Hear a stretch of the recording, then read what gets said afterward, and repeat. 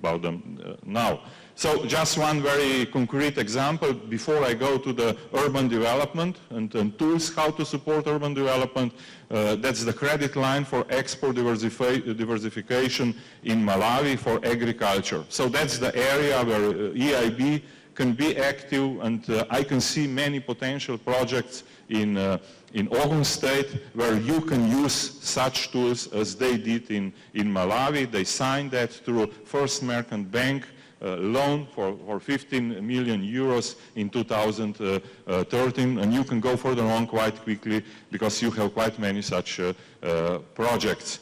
I won't explain the whole slide, it's too complicated, but just to explain you roadmap to see possibilities. So according to the roadmap, EIB intends to do more, so gradually increase lending to do better. So we are going to do assessments of all projects, and what is very important also for this conference, do differently. So there are new sectors which are included in operations in two areas. The first one is agriculture and food security, and the second one is industry. So two areas where Ogun State has possibilities to go with and to participate.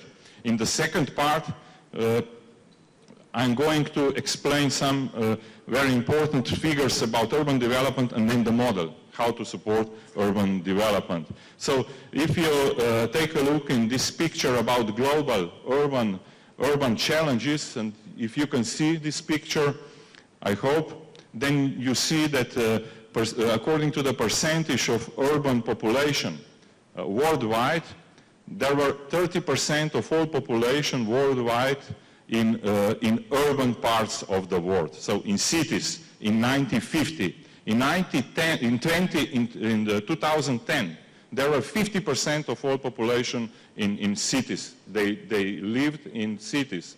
In 2013, it's expected to have 60% of all population in cities, and in 2050, 70% of all population. So it's slide 16 if you cannot find it. Slide 16, yeah? Go further on. This is not 16. Further on. Further on. Okay. So this is the picture, what is going on worldwide.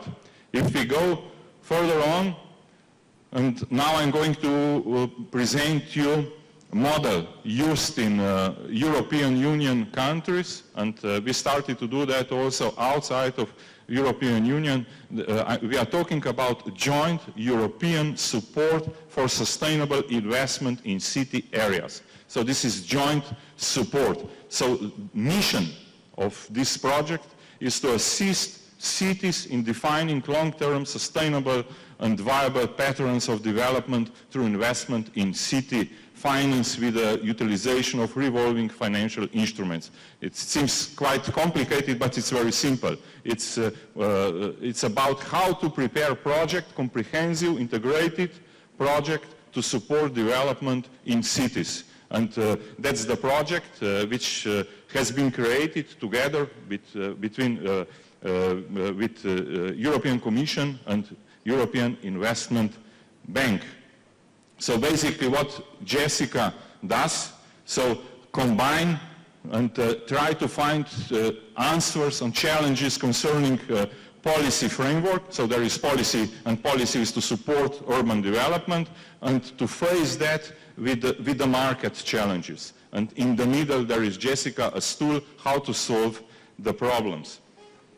So Jessica support smart and sustainable cities. So basically there are some questions which should be raised when you start to talk about urban development. And that is how to do sustainable development in city, what are the key players, how are projects organized, where to find financing, and with what kind of instruments. That's something what, for instance, has already been done in Manchester, Amsterdam, Barcelona, Malmö, and also in less developed cities European-wide. The next one is a little too complicated, I won't explain you. So go to the slide 21.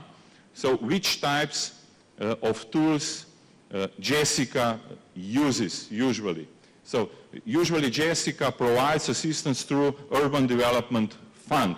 And there are different kinds of urban development funds. I will explain you later on with very concrete cases. So there are specific urban development funds through which Jessica supports development.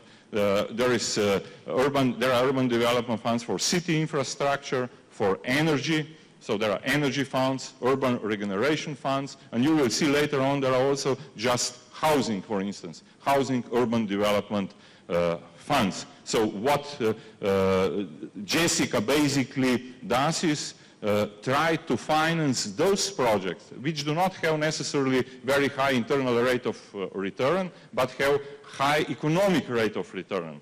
Yesterday we heard that in some cases when you do investment in local infrastructure, you have very important externalities. So for instance, transport costs become much cheaper. So you have positive effect in many sectors. If you do housing, then you get additional possibilities for additional employees. So this is additional external effect, and the economic rate of return is high. So there is interest of state to go in and support those projects which are not necessarily very high concerning internal rate of return, and institutions and states and cities have to find proper tool how to do that. So how to go in between and support such projects which are very important for the society and cities. Before I go to very concrete project, I would like to explain just very fast the basic scheme. So basic scheme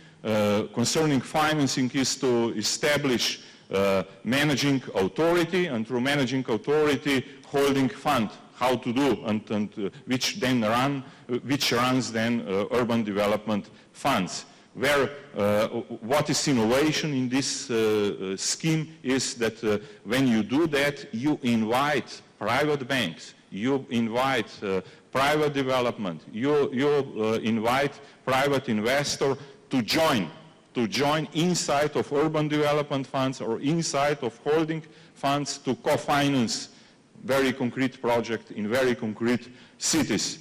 So basically behind then you have at the end, below you can see projects which are public-private partnership. So we are talking about the tool which supports public-private partnership and do acceleration of potentials you can find. And let's see some very concrete projects. For instance, in London, they established such fund. It's London Green Fund for 100 billion euros, and then they did basically two urban development funds. One is dealing with waste urban development fund, so it's waste managing. Since such project is obviously a little more risky, they decided to go with equity type of investment.